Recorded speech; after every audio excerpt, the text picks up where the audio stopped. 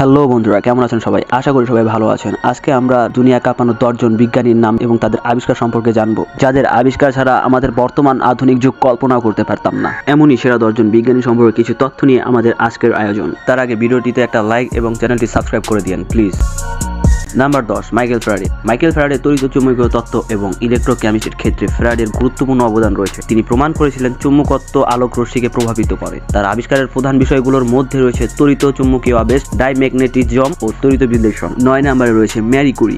প্রথম নারী বিজ্ঞানী হিসেবে নোবেল পুরস্কার লাভ করেন ম্যারি কুরি। পদার্থবিজ্ঞানের তেজস্ক্রিয়তা নিয়ে কাজ করার জন্য এবং রসায়নে প্লিচ বেন্ড থেকে রেডিয়াম পৃথক করার জন্য তিনি নোবেল পান।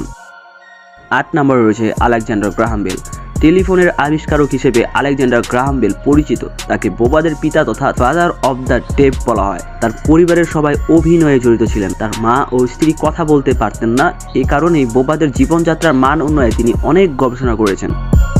7 নম্বরে রয়েছে আলেকজান্ডার ফ্লেমিং। আলেকজান্ডার ফ্লেমিং একজন স্কটিশ ডাক্তার, জীববিজ্ঞানী, ফার্মাকোলজিস্ট এবং উদ্ভিদ বিজ্ঞানী ছিলেন। 1923 সালে তার সর্বপ্রথম আবিষ্কার এনজাইম লাইসোজাইম এবং বিশ্বের প্রথম অ্যান্টিবায়োটিক পদার্থ বেনজাইলেনিসিলিন, যা পেনিসিলিন নামে পরিচিত। তিনি 1945 সালে ওয়ার্ড ফ্লোরি ও আর্নেস্ট বরিচেন সহ পদার্থবিদ্যা বা মেডিসিনে নোবেল পুরস্কার লাভ করেন।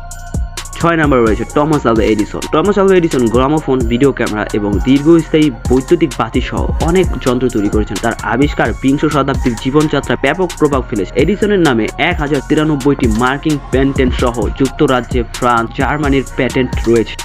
নাম্বার 5-এ রয়েছে আমাদের বাংলাদেশের গর্ব জগদীশ চন্দ্র বসু। জগদীশ চন্দ্র বসু ছিলেন একজন বাঙালি পদার্থবিজ্ঞানী, জীববিজ্ঞানী ও উদ্ভিদ বিজ্ঞানী। তিনি রেডিও ও মাইক্রোওয়েভ তরঙ্গ, অপটিক্সের অগ্রগতি ও উদ্ভিদ বিজ্ঞানে অবদান রাখেন। তিনি ক্রোস্কোগ্রাফ উদ্ভাবন করেন, যাদের একটি কোটার তার সম্মানে নামকরণ করা হয়েছে। উদ্ভিদের যে প্রাণ আছে তিনি সর্বপ্রথম আবিষ্কার করেন।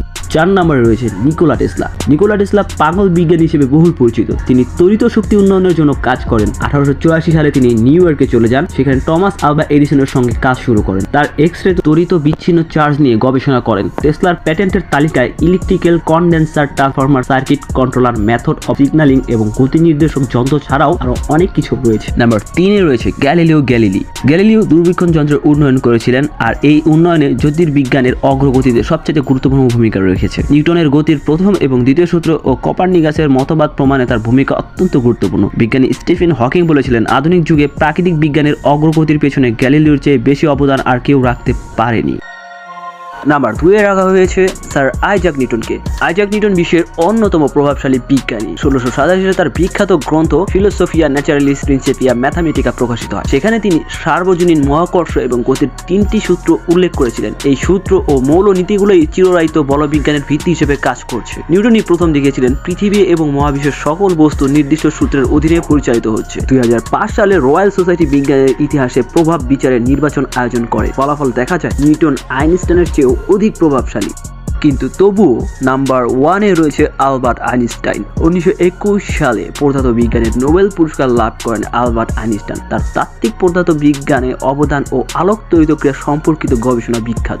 1933 সালে অ্যাডলফ হিটলার জার্মানিতে ক্ষমতায় আসলে দেশটিতে ইহুদি বিদেশ বেড়ে যায়। ওই সময় তিনি বার্লিন একাডেমি অফ সায়েন্সের অধ্যাপক ছিলেন। ইহুদি হওয়ার কারণে আইনস্টাইন দেশ ত্যাগ করে যুক্তরাষ্ট্রে চলে যান। 1999 সালে টাইমস সাময়িকী আইনস্টাইনকে শতাব্দীর সেরা ব্যক্তি হিসেবে ঘোষণা করে। তো বন্ধুরা, আজকে এই বিজ্ঞানীদের সম্পর্কে জানতে পেরে আপনার মতামত কি তা কমেন্ট করে জানান। আজকে এই পর্যন্তই, দেখা হবে নতুন কোনো ইনফরমেটিভ ভিডিও নিয়ে। ততক্ষণ পর্যন্ত চ্যানেলটির সাথেই থাকুন। আর চ্যানেলটির সাথে থাকতে হলে আপনাকে অবশ্যই চ্যানেলটি সাবস্ক্রাইব করে রাখতে হবে। ভিডিওটি এতক্ষণ কষ্ট করে দেখার জন্য আপনাকে অসংখ্য ধন্যবাদ।